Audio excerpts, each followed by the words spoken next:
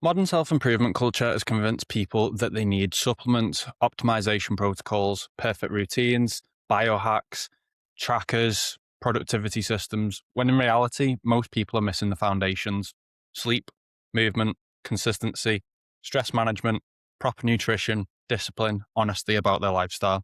You cannot optimize a lifestyle that fundamentally lacks foundations. People are spending hundreds of pounds on supplements, cold plunges, sleep trackers, and dopamine hacks while sleeping 5 hours a night, scrolling TikTok until 1 a.m., and drinking every weekend.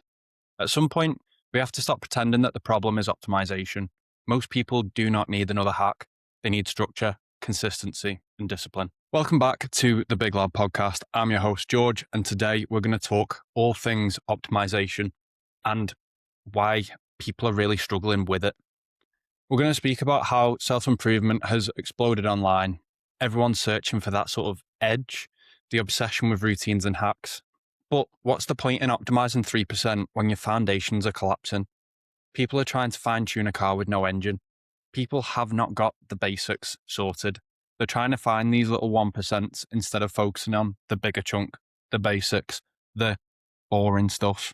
Optimization feels productive without requiring uncomfortable change. People love supplements, morning routines, ice baths, gadgets, productivity apps, wearable tech, because it feels measurable. It feels intelligent. It gives the illusion of progress. But optimization is attractive because it feels like progress without forcing you to confront your actual habits. It's almost like putting a plaster over a huge crack in the road. It's just not going to work unless you've got the foundations there to build on in the first place. People are trying to think that just because they've bought this supplement or this wearable, it's going to fix all their issues. It's not. Yes, a wearable may be able to track what is going on in your life, but unless you take action on the data that it's giving you to actually improve what you're doing in your life day to day, then nothing's going to change. You're just going to see data for the sake of seeing data. People would rather buy a supplement than go to bed earlier. People would rather buy a tracker than stop drinking excessively. They would rather listen to another podcast rather than consistently apply what they already know. You could listen to 100 podcasts on self-help, but it means absolutely nothing if you don't take what you are being told and take an action on it. It's pointless. You're just listening to it for the sake of listening. You're not actually applying what you are learning. Marcus Aurelius once said, "Waste no time arguing what a good man should be one." People are consuming self-improvement endlessly instead of improving themselves. And it all boils down to the basics are boring, but they work. The basics are what get you sort of 85, 90% of the way there. These little hacks and supplements and whatever, they add those little 0.5%, 1% here and there. But they only really work if you've got that basics set up. So the fundamentals are simple: sleep, movement, sunlight, hydration, good food, nutritious foods, relationships, whether that be with your partner, friends, family, stress management, consistency, which is one of the most important ones. But simplicity isn't exciting. People want an exotic solution to an ordinary problem. They want the gadgets, the supplements, this quick hack. Everyone wants things that are instant these days instead of putting that long, hard, boring work in. Most life-changing habits are painfully unsexy. And there's a great quote from Bruce Lee: "I fear not the man who has practiced 10,000 kicks once, but I fear the man who has practiced one kick 10,000 times."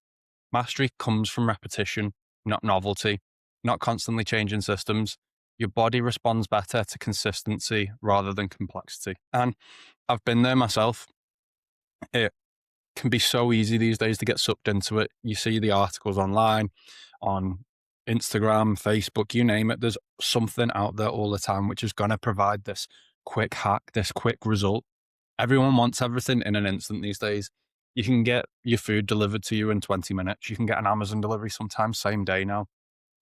Everyone wants things instantly. This is why these GLP-1 medications are going crazy at the moment. People want that instant fat loss. It didn't take you sort of 2 weeks or a month to get to the point where you are so overweight. So why expect that to come off even quicker? Most people get overweight in years usually. It sort of gradually happens over time. Don't expect to then be able to lose, say, 5 stone in 3 months. It is just not realistic. It's not healthy. Instead of going through like a GLP-1 medication that is going to give you the result quicker than it would be if you were to do it yourself the proper way, you're not going to gain that discipline and consistency, knowing how to be and live as a healthier person. You're probably going to still have those same habits that you had when you were overweight, just in a skinnier body. And quite a lot of these people, once they come off them, they then start ballooning back up again. Stop trying to find a quick solution. Do the hard, long, boring work. You become a better person for it at the end of the day. And like I say, I've been, sucked in a few times, and you've got to then just step back and go, hold on, no, I'm going to do it this way instead. Instead of using, say, a magnesium bisglycinate before bed, just go to bed earlier. Have a better sleep routine. Get off your phone before bed. Stop thinking this little magnesium tablet is going to change your sleep. It doesn't really. I've not noticed the difference myself. I do try and sort of go to bed earlier and get in a better routine. I still take the supplement. I genuinely don't know if it does anything or not, or whether it's just part of the routine now. But some of the best periods of my life weren't when I had a perfect routine. They were simply when I slept properly, trained consistently, and got outside more and kept promises to myself. Optimization can often become avoidance.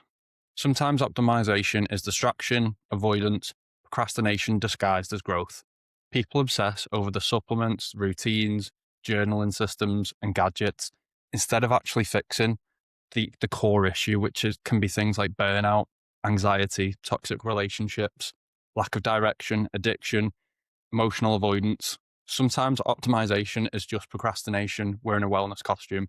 Quite a lot of people are doing all these things saying that they are, optimizing their life, but then there's no results on the back end of it. They're not getting to the core issues. The core issue isn't that you're not journaling enough. It's maybe that you've got to deal with some sort of anxiety or a relationship issue with, like I say, a partner, family, friends, can be anything, or some sort of an addiction. People these days quite often addicted to their phones. It's probably one of the most addictive things that we have now. It's not the drugs and the alcohol and things like that. My personal opinion is phones and social media. Carl Jung said that until you make the unconscious conscious, it will direct your life, and you'll call it fate. Sometimes the issue isn't a magnesium deficiency. It's that your life is making you miserable. It goes back to an episode that I did just last week, actually, on taking action. Evaluate your life. If you're not happy with where you're at, then make a change, take the action. The worst that could happen is, yes, you could be still miserable by making a change, but at least you give it the option to get better. And if it doesn't get better, you can always come back to do what you're doing in your comfort zone. But at least give yourself the opportunity for your life to get better by making a change. Your environment is shaping your behavior. Modern life destroys discipline. Processed foods are everywhere, constant notifications, overstimulation, dopamine addiction, endless scrolling, and poor sleep culture. Behavioral psychologist B.F. Skinner said that most people are trying to improve discipline while living inside environments designed to destroy discipline.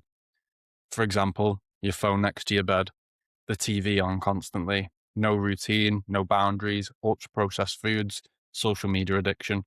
And James Clear, as we know, says that you do not rise to the level of your goals, you fall to the level of your systems. People focus on motivation while ignoring systems. And quite often, people will, again, try to over-optimize their systems. People will go from maybe going to the gym once a fortnight to trying to go 5 times a week, from 0 to 100. If you're not that sort of person that already goes to the gym 5 times a week, don't expect that you can go from once a fortnight to 5 times a week overnight. It's not really possible, because one, your body's not used to it.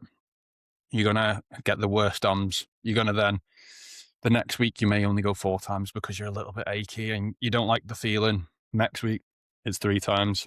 Before you know it, you're back at once a fortnight. Habit stacks slowly.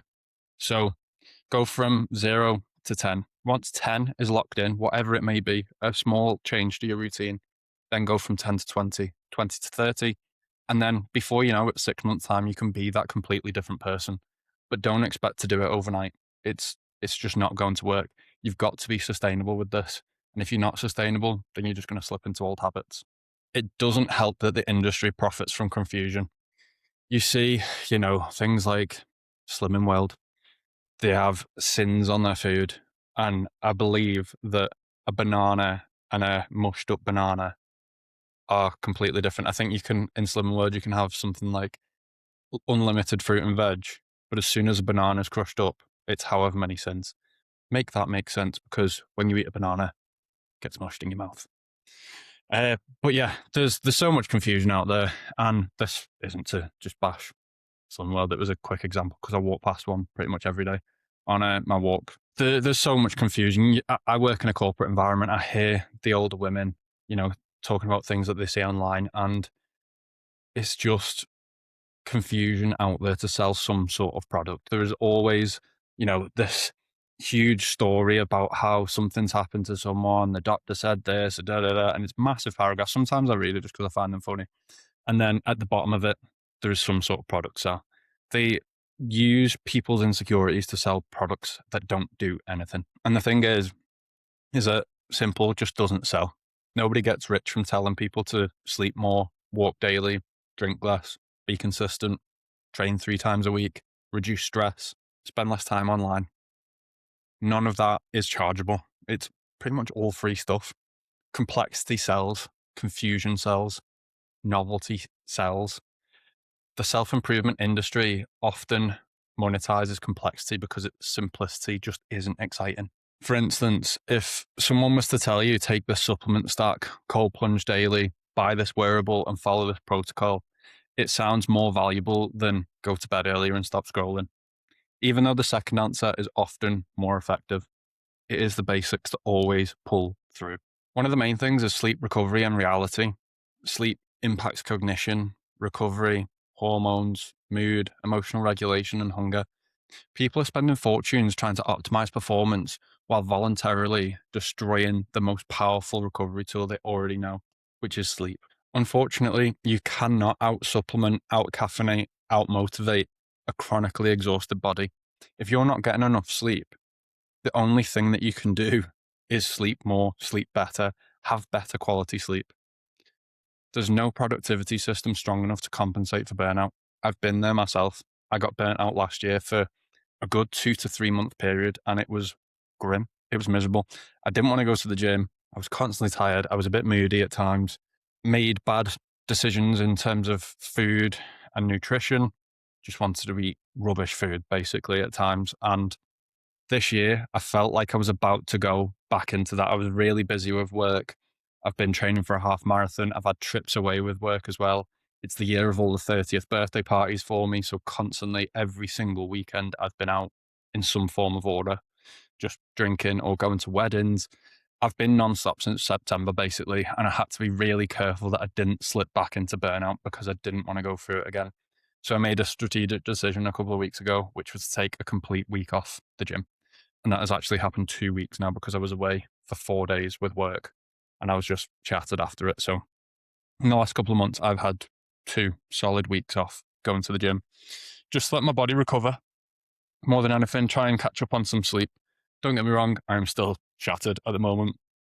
But after my half marathon, I have 2 solid social free months at the moment, which I can't lie, really looking forward to. The real reason the basics are hard. The basics sound simple, but they require consistency, delayed gratification, self-awareness, boundaries, and responsibilities. What you've got to do is sit down, see what sort of person do you want to become, or just what sort of person do you want to be. Then when you've got a decision to make, sit there and go, does this align with that person that I want to be? If no, then unfortunately you've got to say no to it. This is the issue with most people. They talk about wanting to be this certain person, but aren't willing to do the actions that are required to get them to be there, and then complain about the results that they don't have because of the work that they've not put in. That's why people avoid them, because they require that long, boring work, that delayed gratification.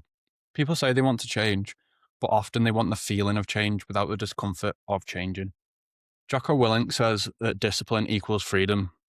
Freedom from chaos, freedom from regret, freedom from constant restarting. The modern world has convinced people that improvement is complicated, but most transformations come from consistently doing very ordinary things.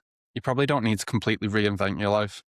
You probably need better sleep, less distraction, more movement, better food, more consistency, less escapism. Naval Ravikant said that a calm mind, a fit body, and a house full of love, these things cannot be bought. They must be earned. After this episode, don't ask what advanced thing you need to add. Ask yourself which basic thing you keep avoiding. What's the one obvious habit that you know would improve your life if you actually committed to it? If this episode has resonated and you think someone else may need to hear it, please send it on to them. If you've enjoyed this episode, drop it a like. If you're new, subscribe, and I'll see you in the next one.